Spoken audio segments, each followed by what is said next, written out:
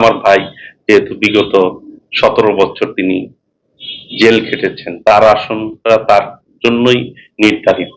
BNP একটি গণমানুষের দল, সকল সময় নির্বাচনের জন্য প্রস্তুত রয়েছে।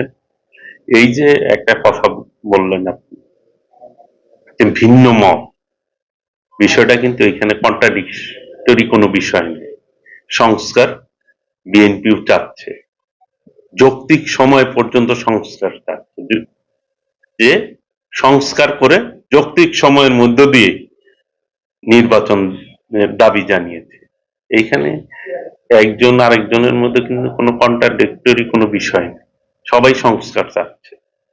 দেশের যে অবস্থা তৈরি করেছিল বিগত ফ্যাসিস্ট সরকার খুনি হাসিনা, সেই জায়গায় একদিনে যে এটা রিপেয়ার করা সম্ভব না, সেটা সবাই অনুধাবন করে।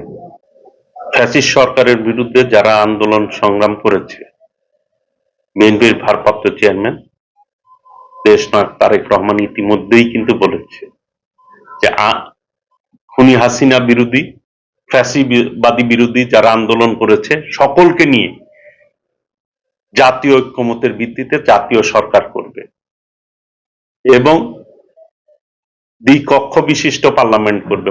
বিএনপি কিন্তু 31 দফা সকলে মিলেই উপস্থাপন করেছেন, জোটের সকলের মতামতের ভিত্তিতেই 31 দফা উপস্থাপন করেছে দেশনায়ক তারেক রহমান। কাজেই আমি মনে করি বায়বীয় কথা কান না দিয়ে বাস্তবতায় আসতে হবে। এখানে কিন্তু সকলেই ঐক্যবদ্ধ রয়েছে।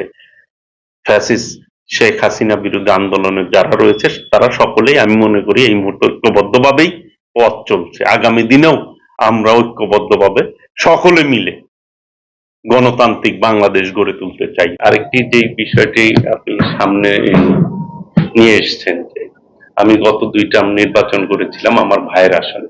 আমি কিন্তু 2টা আসনে কাজ করি, একটা হচ্ছে গোপালপুর ভুয়াপুর আর একটা টাঙ্গাইল সদর।